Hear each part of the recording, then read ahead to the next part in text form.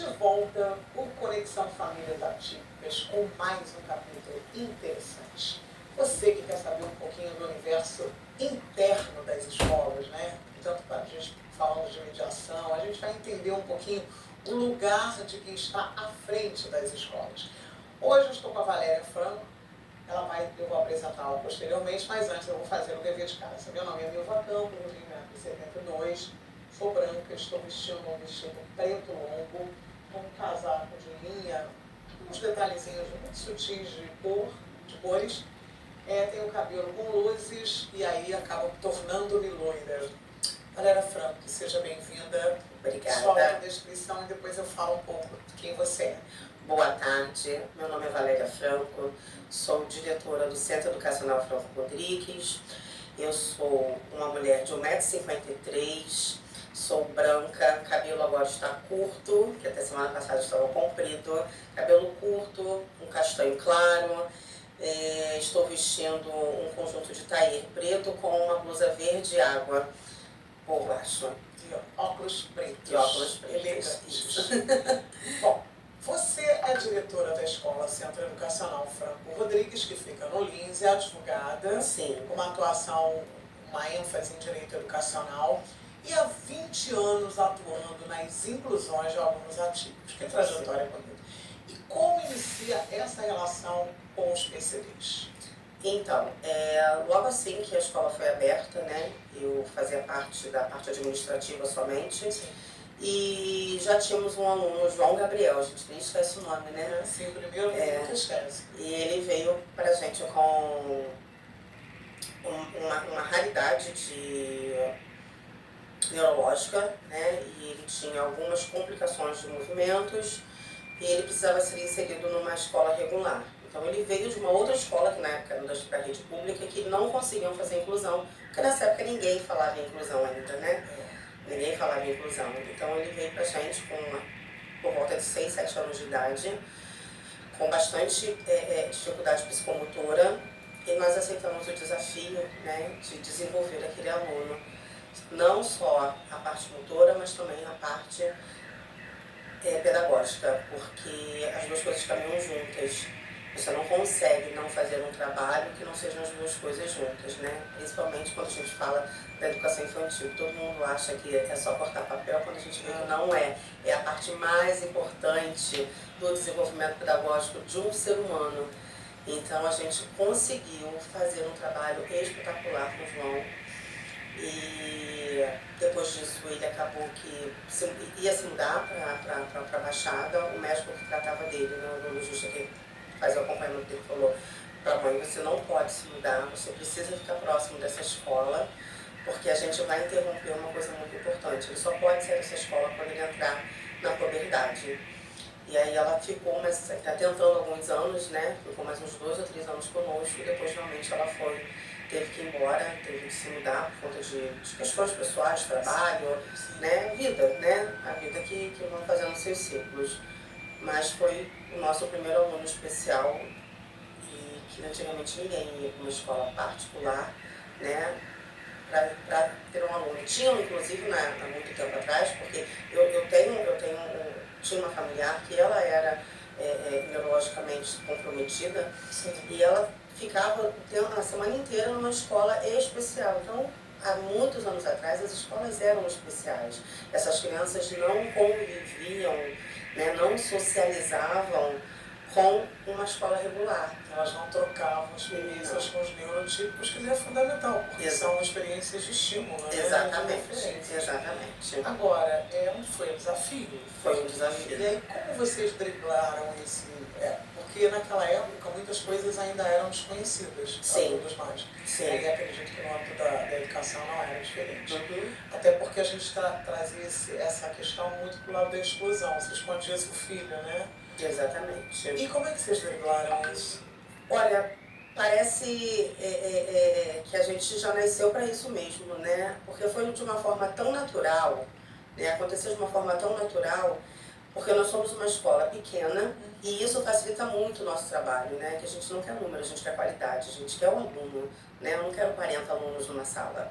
Minhas salas têm em torno de 15 alunos. Você estabelece uma coisa mais pessoal, mais personalizada. E com isso você consegue ter uma parceria escola-família muito grande, porque se não existir essa parceria, realmente fica impossível de fazer um bom trabalho, né? Mas quando você tem a família junto com você, os médicos, os terapeutas junto com você, existe uma troca. A gente precisa fazer esse trabalho em conjunto. Então acaba acontecendo de uma forma natural, porque a gente faz com coração, com carinho, tudo que a gente faz destinada realmente a desenvolver aquele aluno acontece de uma forma bem tranquila. E natural, né? E foi natural. Natural. E qual a realidade dessa escola hoje? Hoje nós temos 32% dos nossos alunos atípicos, neuroatípicos, né? E com o laudo que a gente fala, né? Os laudados, não chega a 20%. Essa é uma grande dificuldade. Essa é uma grande dificuldade. Então nós temos hoje uma deficiência muito grande de conseguir até profissionais especializados no assunto, porque acaba que a gente está com um grande número de TEA, né? E poucos profissionais ainda na área da saúde são especializados, até porque cada caso é um caso, né? Cada caso é um caso. Nós temos os não verbais, nós temos os verbais, nós temos os que são sociais, totalmente socializados, outros já não são. Então nós temos são crianças, né? São seres humanos, cada um com a sua individualidade. Eu, por exemplo, eu tenho uma turma com 16 alunos. Dos 16 alunos, 5 são especiais. Cada um diferente do outro. Então, assim, um trabalho diferenciado para cada um desses alunos. E acredito que não seja muito diferente na questão neurotípica, porque você lida com, vamos dizer que você tem uma sala de 30 pessoas, você lida com 30 temperamentos diferentes, 30 experiências familiares diferentes e comportamentais também. Totalmente diferentes. E ali você faz o quê? Você está socializando, você está unificando, né? Não educando, é o que eu falo, a escola não está ali para educar, a escola está ali para desenvolver pedagogicamente cada aluno. É isso que eu ia falar, as pessoas têm dificuldade em entender qual é o papel efetivo da escola? Tem. Hoje a gente é muito transparente, né? A gente sempre fala muito nisso, porque quando você chega, acaba que nós somos mediadores de conflitos, porque você tem, como você colocou, 40 pessoas diferentes, com educações diferentes, né? Com hábitos diferentes, onde você tem que estar num ambiente que você tem que falar a mesma língua para todo mundo. Né? Porque isso faz parte do nosso trabalho, isso faz parte da socialização, isso faz parte de você desenvolver esse conflito e o outro entender que o diferente não é diferente, que todos, na verdade, temos as nossas individualidades, que todos precisamos respeitar. É uma palavra assim que a gente, né, precisa trabalhar diariamente. O respeito, a empatia. Então, é um trabalho que é de formiguinha, né? E ele é diário, não tem jeito.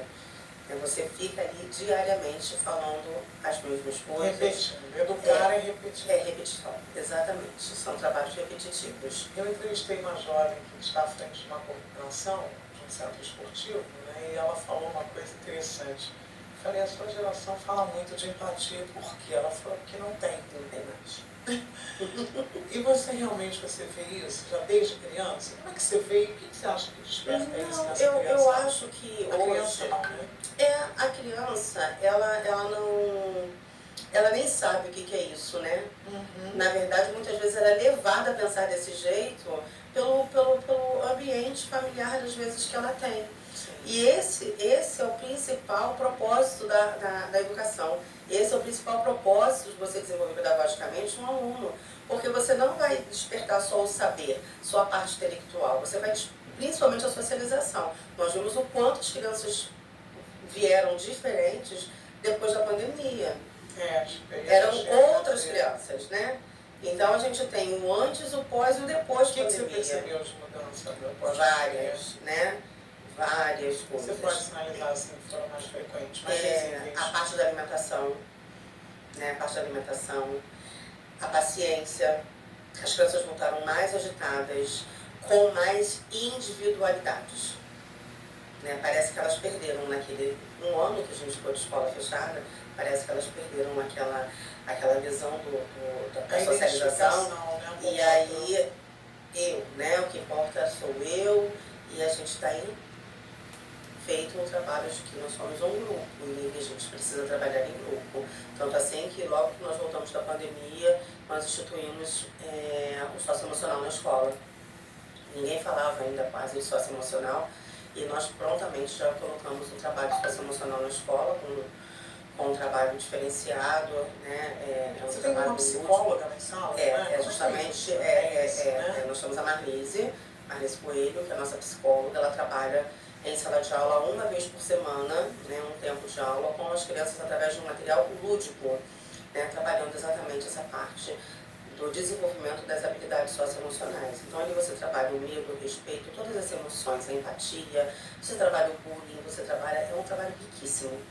E ela consegue nesse trabalho, de repente, com essa didática, perceber aonde estão os conflitos? Quer dizer, ela consegue perceber uma criança que de repente vive num ambiente hostil, uma criança que pode ser abusada, uma criança que, não sei, N situações. Ela Sim. consegue perceber e dar um encaminhamento para isso? Consegue, até porque, como eu falei para você, nós somos uma escola pequena. Né? E quando você tem poucos alunos numa sala, você consegue, quando você aborda um certo tipo de assunto, né? Porque são situações que o trabalho é lúdico da forma que são situações para desenvolver, né? Como que você vai desenvolver aquelas situações. E quando a criança se sente fragilizada sobre aquele assunto, ela pede para conversar em particular com a professora. Aí ela fala, chama Alice, eu queria conversar com você. Por quê? Porque ela despertou neles também essa segurança. E esse é um assunto que ela não passa bem pra gente. E aí é o trabalho dela, professora profissional, que está ali para receber essa criança, e ela trabalha em paralelo com essa criança. Não é um trabalho, né, de psicóloga particular, não é isso.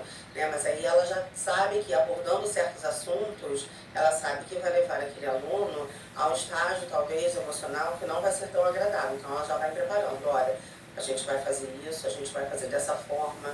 Então, conseguimos ali atuar das duas formas. Eu fico pensando, né? As pessoas falam, que pós-pandemia mudou muita coisa, mas será que foi tudo, efetivamente, a gente pode delegar para a pandemia, ou há um novo formato de relacionamento dentro das casas, né, nos lares, que tem uma tendência ao isolamento, cada um na sua tela, cada um no seu computador, cada um na sua vida, porque era o que nós não tínhamos. São os filhos dos quartos, né? São os filhos dos quartos. A gente sentava, jantava junto, almoçava junto, eu contava cada passo que eu dei na escola, para minha mãe. Então, você acha que isso vai ter Com certeza, essa característica também? Com certeza, porque como a gente começou no início, né? Hoje nós temos outra geração, né? E está tudo muito imediatista. As pessoas querem tudo para agora. Não, this moment, né? Desse jeito. Tanto assim que se a pessoa passar uma mensagem de WhatsApp para você, você não responder, ela já está te ligando, né? É imediato. Não passou nem 30 segundos, você já está recebendo a ligação. Então hoje a gente tem uma globalização, né? Que de fato, para muitos assuntos ela foi importantíssima e mas ao mesmo tempo esses recursos acabaram criando os filhos dos quartos, né? Porque você acaba dando toda essa tecnologia, porque seu filho não tem, ele não está acompanhando todo o ambiente, todo o mercado, vamos botar assim, né? Ele não está ali se adequando ao ambiente que ele vive. Então você dá celular, você dá tablet, você vai dar videogame, no final essas crianças ficam sim, ficam nos seus quartos, elas acabam ficando individualistas, porque é o meu, né? Eu estou ali, aquele espaço é meu. E são famílias que trabalham muito mais hoje do que se trabalhava, né?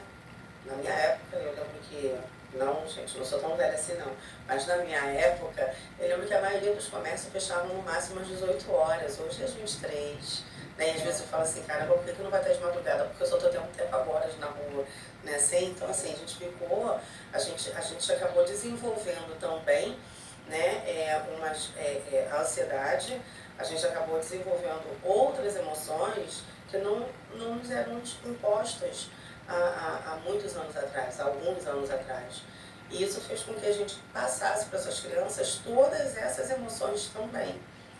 E eu sinto que essas crianças são meio solitárias, o que eu percebo, assim, minha mãe sempre como professora também percebia, né, essa questão existe uma solidão muito profunda nessa geração, até mesmo entre eles, assim, há uma coisa meio, é tudo um pouco na superfície, talvez até pela rapidez de tudo.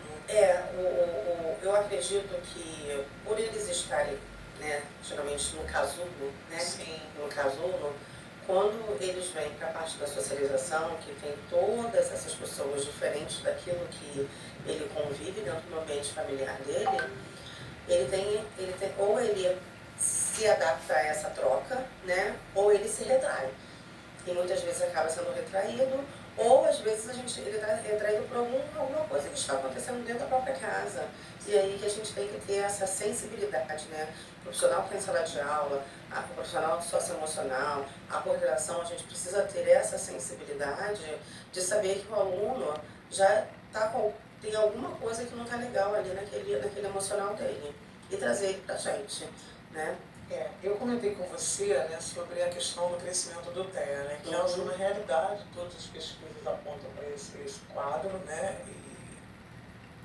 e aí a pergunta, o que você acha e assim, a educação está preparada em primeira instância para isso, e o que você acha? Você falou, poxa, Nilva, tem umas pesquisas aí falando a respeito dos hábitos alimentares. Eu queria que você abordasse esses dois temas. Eu acompanho muito um médico que eu acho que hoje ele é o maior especialista no nosso Brasil, mas ele atua só aqui em São Paulo, mas ele atende pessoas do Brasil inteiro até fora do Brasil, o Dr. Fernando Pizarria.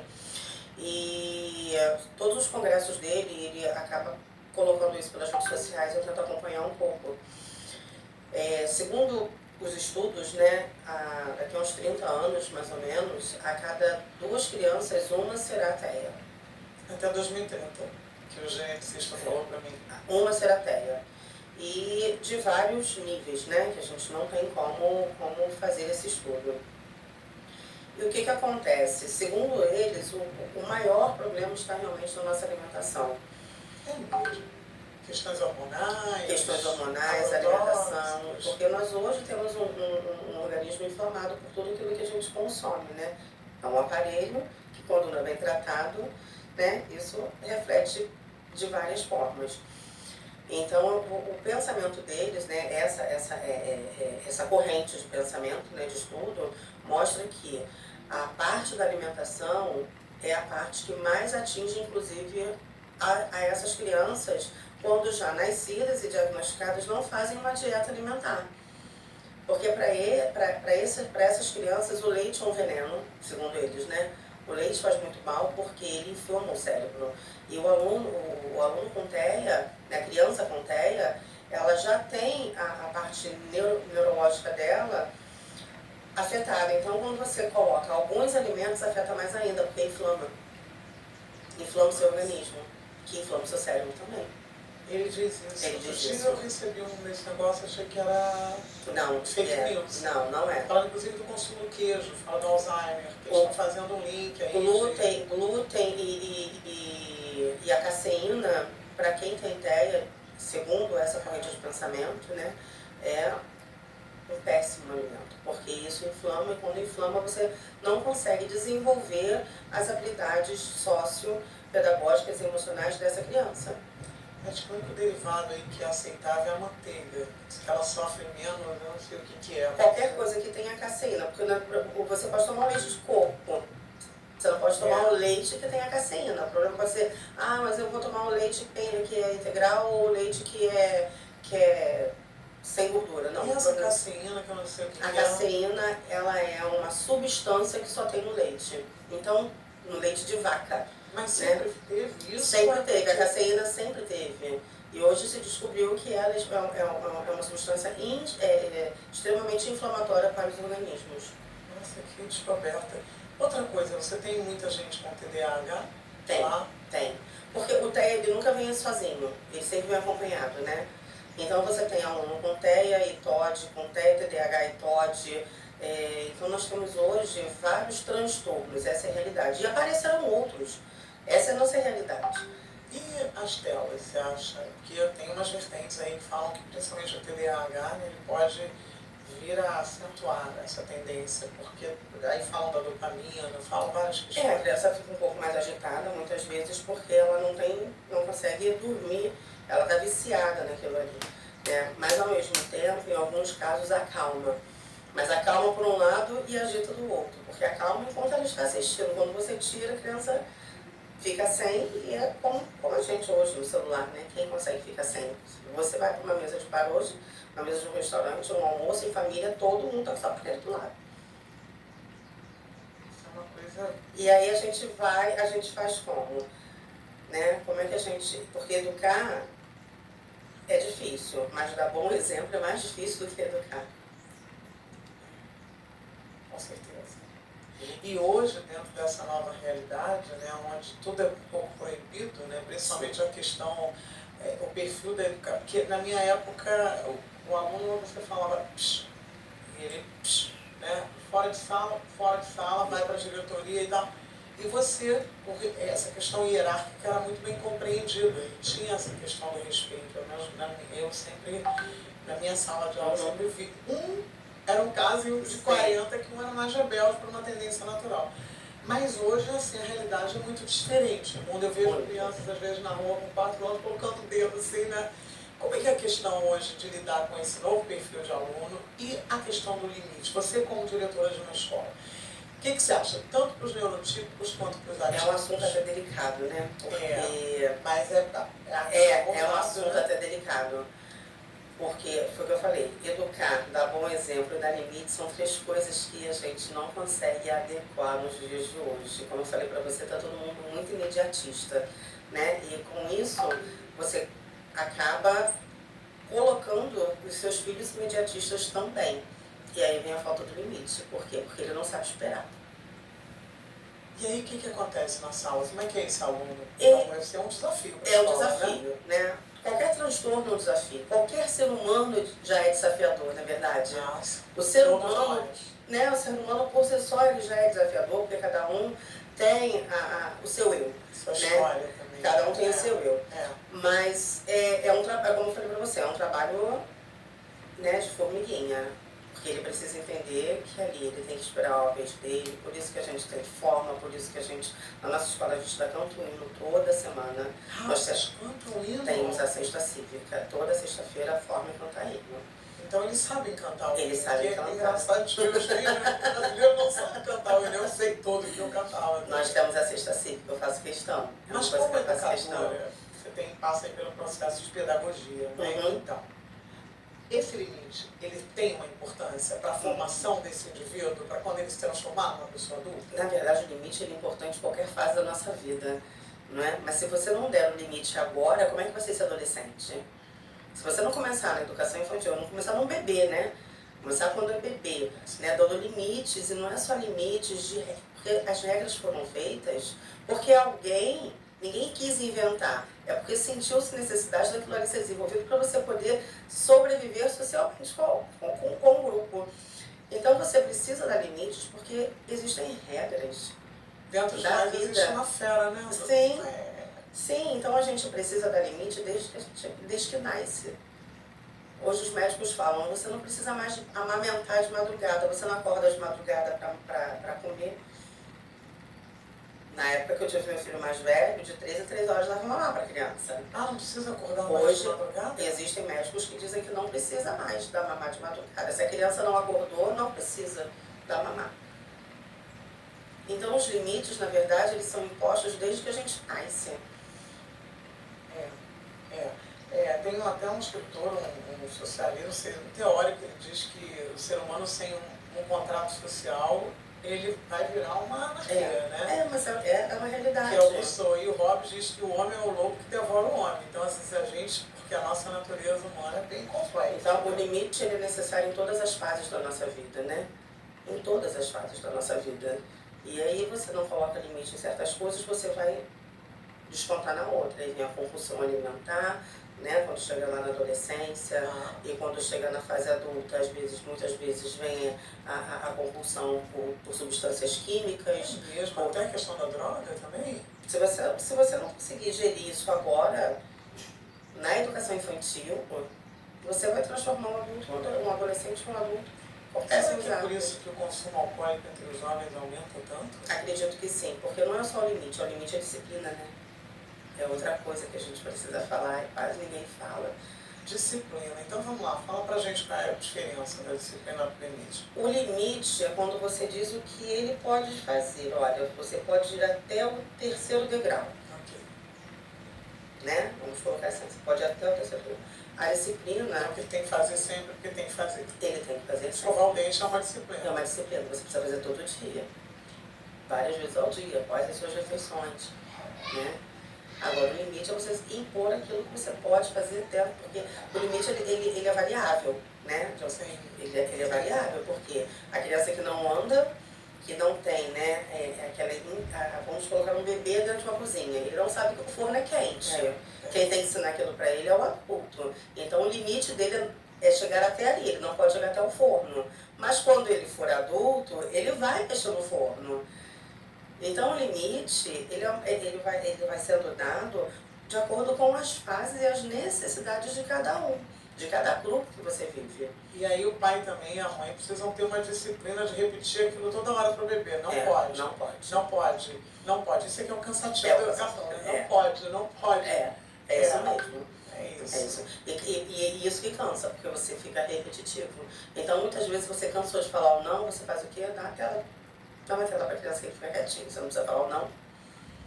E nos transtornos, por exemplo, no TEA, você acha que também pode haver esse limite, essa disciplina? Sim. No TDAH, Sim, você acha que também é da mesma forma? Principalmente porque eles precisam de muito mais atenção, né? A gente faz várias terapias, né? Ele tem várias terapias. Então, dentro dessas terapias, ele precisa saber qual é o limite dele. Ele precisa entender cada fase daquela ali. E quando a gente não começa a trabalhar isso lá desde a educação infantil, desde 1, 2 anos de idade, que é muito difícil você conseguir um diagnóstico para uma criança de 1 ano, é muito difícil. Só tem um aluno que tem diagnóstico desde 1 ano de idade. Fora isso, você não consegue, por 2 motivos. Primeiro, vem a negativa da família, depois você esbarra na dificuldade do profissional que consegue identificar. Hoje deve Porque os sinais são muito diferentes. Como eu falei, cada um é diferente do outro. Então, os sinais são muito diferentes. Você tem que saber muito, estudar muito sobre esse assunto, que é novo, né? Na verdade, sempre existiu. Hoje mesmo eu estava lendo uma matéria no Instagram, e a pessoa é formada, dono de uma banda, e ele saiu com o diagnóstico de TEA nível 2, TDAH e altas habilidades. Só descobriu agora, com 40 anos de idade. E altas habilidades, olha que coisa legal. Com todas essas, né, hipotéticas limitações, todas as habilidades. Né? Porque nós temos TEA com altas habilidades. Eu tenho um aluno de 2 anos que ele lê e escreve. Eles são hiperfocados naquilo que eles têm. Ele são tem 2 anos, ele lê inclusive em inglês. Você passa com uma blusa em inglês, ele vai ter só blusa em inglês. Que barato isso. Ele o tempo todo fica, eu quero letras e quero números. Tem 2 anos? 2 anos, vai fazer 3. Agora, eu vou lhe dizer, estar aí desse lado não deve ser fácil. Porque hoje eu acho que o professor tem que ser um psicólogo, um artista, porque ele prender a atenção de um aluno hoje, você tem que... Você deve até se fantasiar, não sei, mas tem que ter um jogo de cintura. A educação mudou, né? Como eu falei lá no início. E hoje a gente tem uma BNCC que é extremamente conteudista. Então você pega vídeos daquela mesma coisa que o professor deu em sala de aula, né? Você vai lá no YouTube, tem acesso ao YouTube, aquilo que o professor deu por 50 minutos ele faz para explicar, ele assiste um vídeo em 10 minutos. E ele vai guardar às vezes muito mais. Por que ele vai guardar mais? Porque foi extremamente lúdico. Não, porque realmente você pegar, principalmente as pessoas, identificar isso tinha que ser feito, eu acho que bem logo na tenridade, né? Porque você tem inclinação para ciências humanas, aí você tem que estudar para quê? Física, química, se você não vai usar aquilo jamais. Você acha que você tem que dar uma passadinha mais que nem é feito? Esse mundo evoluiu muito mais nisso, você acha que... Não, acho que a gente está assim há 1000 anos atrasado, sabe? Principalmente aqui no Brasil.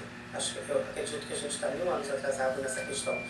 É muito conteúdo, pouca prática, né? Muita cobrança que você nunca, como você falou, nunca mais você vai usar, né? Então, assim, acho que a gente poderia resumir um pouco melhor, colocar mesmo, olha, eu já sei que eu vou ser das áreas humanas, então a gente vai focar nisso quando você chegar lá, no seu ensino médio, né, na sua faculdade. A própria escola identificar, porque vocês conseguem identificar quem mas tem isso aí, mais inclinação para mas às vezes essa inclinação muda. Também tem isso. Às vezes essa inclinação muda. Quantas pessoas começaram a fazer uma faculdade e viram que não era aquilo ali e foram fazer outra, né? Mas eu digo dessa questão da quantidade de conteúdos que nós temos e a gente poderia estar trabalhando isso de uma forma muito melhor. Sim. Eu falo até com os professores lá, gente, vamos sair da sala, a gente pode aproveitar o nosso espaço é amplo, graças a Deus, vamos sair um pouco do quadrado, porque a gente veio de uma pandemia que a gente teve que reinventar a educação e a gente voltar para um quadrado 4 horas e meia é você dar 10 passos para trás. De repente trabalhar matemática, fazer uma filinha, trocando moeda, qualquer coisa. Agora você tocou num ponto legal, né? A gente fala aqui muito sobre mediação, sobre a importância da mediação. Eu queria que você falasse como é que você vê a mediação. A mediação é extremamente importante, mas a gente precisa entender que existem crianças que não necessariamente dependem daquela mediação. Porque muitas vezes você está com... O aluno tem uma capacidade, apesar dele ter um TEA, mas ele tem uma capacidade neurológica perfeita.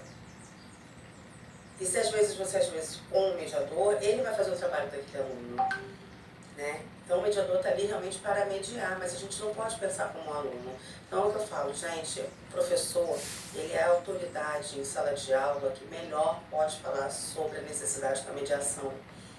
Esse mediador não tem que induzir o aluno, ajudá-lo a fazer? Sim. Resumindo o texto. Por exemplo, vamos colocar, né?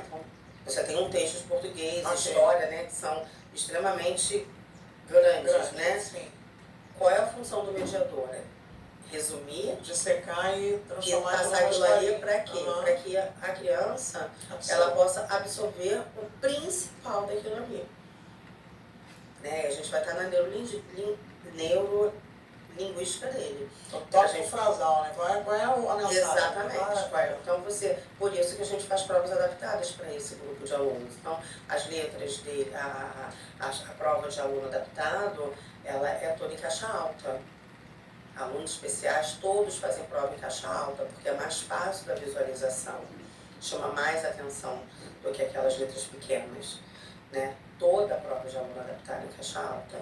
Então você pega o resumo, o texto dele já vai reduzido para a prova, para ser uma resposta mais mecânica, né? Não que tenha que ser objetivamente de marcar cruzinha, como a gente chama, né?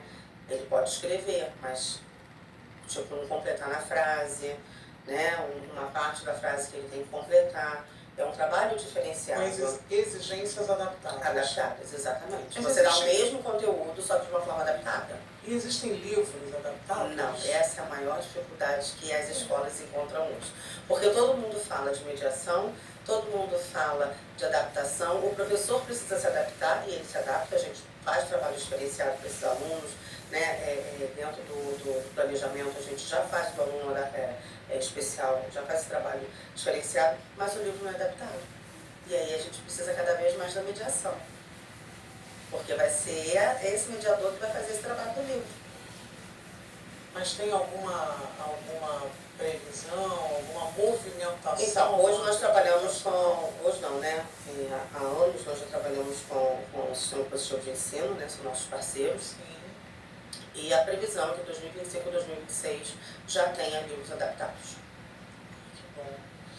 E tem uma coisa muito importante que é quem cuida dessas pessoas, né? Eu acho que a gente fala muito da pessoa com deficiência, mas existe a pessoa que cuida da pessoa com deficiência. Eu costumo falar, há alguns meses atrás, eu estive numa rádio também, a Voz do PCD, não sei se você conhece, e eu estava falando exatamente sobre isso com eles. Eu falei, a gente fala muito dos direitos, né? A gente fala muito dos deveres do governo, né? Os deveres das escolas, mas a gente nunca fala sobre quem cuida dessas crianças. A gente nunca fala das mães, principalmente, né? A gente não precisa ter um olhar diferenciado para elas. Quem cuida de quem cuida? Qual é o momento que essas mulheres têm para elas? A batida que elas têm, escola, terapia, trabalho de casa, sabe? É uma fadiga muito grande. Uma jornada duplicada. E muitas vezes não tem rede de apoio, porque a maioria dos casos os maridos se separam. A maioria dos que eu tenho lá, a maioria são separados. Aí quando você não tem uma rede de apoio, essa mulher está sozinha. E ela está sozinha para enfrentar tudo isso, que não é pouco. São muitas coisas, né? Um aluno especial ele requer várias terapias. E uma dedicação, às vezes, exclusiva. E aí, como é que essa pessoa, por exemplo, vê essa vida profissional, né? Muitas largam o trabalho. E lá na frente, como é que você sustenta? E como é que você sustenta tudo isso? Porque o governo fala muito, dá todos os direitos, né? Mas ele mesmo não faz a parte dele. Porque quantos negam LOAS? Quantos, sabe? Eu tenho um aluno que foi negado LOAS. E ele precisa. E o LOAS é um salário mínimo, então eu fico imaginando uma pessoa que tem uma realidade, né, para criar uma criança com algumas necessidades. A mãe não pode trabalhar específicas. E falou que a casa dela era muito arrumada e não precisava do LOAS. Nossa. Quem julga isso, né? Então a gente tem legislação que, mais uma vez, não é cumprida. A gente tem terapias que deveriam ser dadas pelo governo, puxadas e não são. Os que fazem plano de saúde, agora está essa guerra aí que eles não querem mais custear, estão cancelando o plano de saúde de crianças especiais e ninguém faz nada. E aí cobram mais, vem tudo para a educação. Né? As escolas precisam mediar tudo isso. Eu fico feliz que nós aqui estamos representando o pessoal do terceiro setor e aí eu queria que você falasse da importância das instituições que caminham lado a lado, quer dizer, que não são pessoas opositores da questão do setor público, não, são aliados, são braços. E aí eu queria que você falasse, se você tem mães lá que são assistidas por alguma instituição, alguma criança, e o que você acha do trabalho do terceiro setor? Hoje eu tenho o IAN, né? E é o Vida. É o Vida. É o Vida. É a nossa vida, né? 22 anos de idade, está com nós para 11 anos. E a Ana Paula não tem, né? Ele tem uma ONG, né? Ele faz várias terapias através de uma ONG. Eu acho que da escola, com terapias através de ONG, eu só tenho ele. Mas o que você pensa? Você acha que contribui de forma... Contribui muito. Porque essa mãe, na ONG ela consegue um apoio para ela. É isso. Na ONG ela consegue um apoio para ela, porque a ONG ela está ali pela criança e pelo familiar dessa criança. Não é você pegar a criança, colocar dentro de um consultório, a terapeuta vai fazer o trabalho dela e ela não está lá, sentada esperando buscada. Lá é exatamente o que você falou, é a rede de apoio. É a rede de apoio. É o suporte apoio. emocional que muitas vezes, né, essas pessoas conseguem. E ninguém só pensa na criança. Se a gente não tem essa mãe preparada emocionalmente, psicologicamente, como é que a gente consegue fazer um tratamento bom para essa criança? Como é que a gente consegue desenvolver bem essa criança? E mais uma vez que eu falo para você, não dá para caminhar separado. Escola, família, mediação e terapeutas, a gente precisa falar a mesma linguagem, a gente precisa entender que todo mundo junto traz bom resultado. A unidade, né, ela gera a organização e um padrão de uma linha de pensamento, senão a criança fica confusa. Você diz uma coisa, o fulano diz outra. Não, e é diferente, é o que eu falo lá, né? Quando acontece alguma coisa fora da rotina, e aí a gente fala, olha, hoje aconteceu isso, mas em casa não faz assim, né? Vamos colocar, em casa ele não é assim, na terapia também não é assim, mas ele não está em um conjunto de pessoas, tá? Ele é terapeuta, tá? Ele é a família, é diferente, então a gente precisa ver todos os pontos dessa criança. Todos os pontos, como é que é ele em público, como é que é ele em família, como é que é ele em sala de aula, como é que é ele dentro do círculo escolar, no chão da escola, né? Como é que essa criança no chão da escola com tantas crianças diferentes, com tantos profissionais diferentes. Porque que isso vai gerar o adulto que vai trabalhar um dia, né? Que vai estar no meio da sociedade. E aí você pensa, se a gente não desenvolver esse aluno, não deixar ele desenvolver as habilidades dele, se a gente pensar que daqui a uns 30 anos, a gente, a cada 2 crianças, um vai ser TEA, como é que vai ser médico, bombeiro, policial, engenheiro?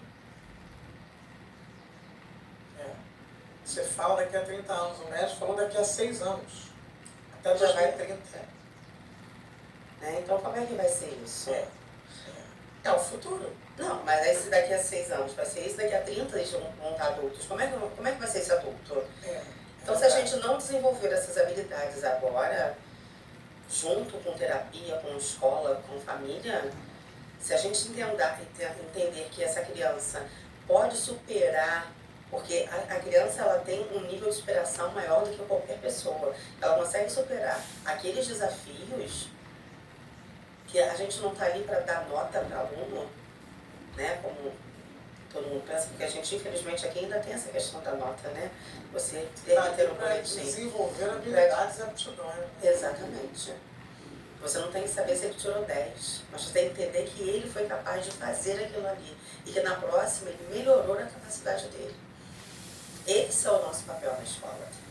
E qual você acha que é o papel da família aí nessa história? O que você acha que assim, seria a nível, né, de direção mesmo? Olha, o que ajudaria pra gente seria essa postura.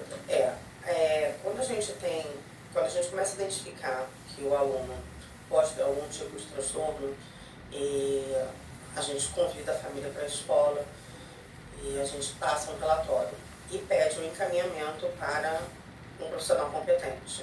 Então a gente já tem a primeira negativa, né? Então a gente não quer, a gente não está ali para identificar que o aluno tem transtorno, né? A gente não quer botar defeito na criança, vamos botar assim, mal falando, né? A gente quer que essa criança tenha a oportunidade de começar uma terapia para o desenvolvimento dela o mais cedo possível, quanto antes. Porque sem terapia a sua escola não ajuda. Não ajuda. Eu tenho um aluno que ele está com 4 anos, ele entrou para a escola com 2, né? E ele no primeiro ano nenhuma apresentação ele fazia nada. Esse ano ele dançou em todas as apresentações. Deve ser gratificante. Nossa, a gente chora. A gente chora junto com a mãe, não tem jeito. Sim. Porque pra gente é muito importante, é uma conquista, uma evolução. E cada passo de evolução é importantíssimo. Que não é só o dançar, né? Não é só dançar, é todo o movimento corporal que ele faz.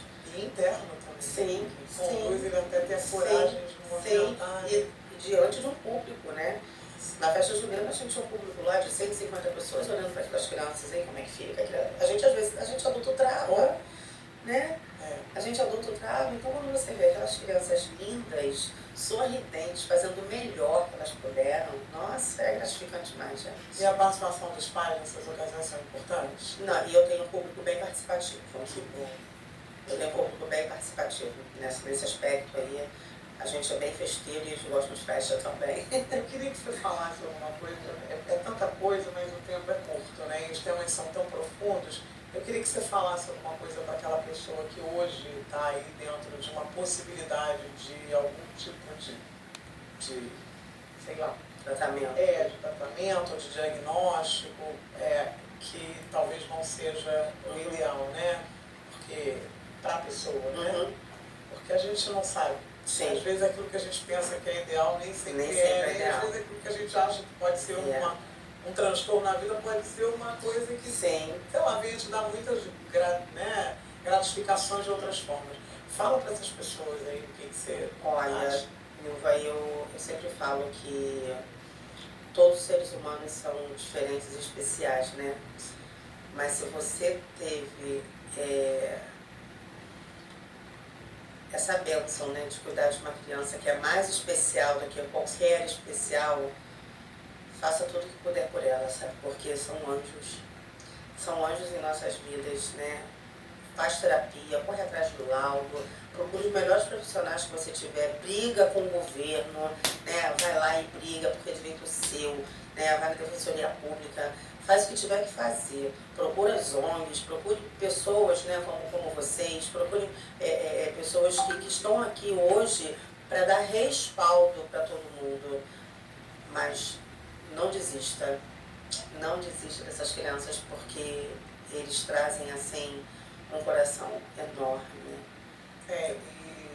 E laudo não é diagnóstico. O laudo não é diagnóstico. Ele pode surpreender, né? Todos eles nos surpreendem, inclusive. inclusive. Eu acho que é uma coisa legal. Você vê, o Ian chegou para mim com 2 anos, ele não andava. E hoje ele é o descolado da escola. Ele é o descolado da escola. Então essa é a sua mensagem? Essa é a minha mensagem. Façam tudo pelos filhos de vocês. Que eles podem surpreender você. E sempre vão surpreender. Olha, mais uma vez um papo muito agradável, né? Valéria, muito obrigada pela sua colaboração. Sempre que precisar, estarei aqui. Pra gente é um prazer enorme. É muito bom saber que a gente pode contar com parcerias assim. Sim, e poder ouvir essas coisas, né? Dizer, olha, você vai se surpreender. Então é isso, você quer continuar se surpreendendo com todos esses relatos positivos, agregadores, vai lá, curte o nosso canal, ativa a notificação no sininho, compartilha essa boa nova, as coisas legais que a gente tem trazido para vocês. E muito obrigado. Eu aguardo vocês até o próximo episódio. Obrigada.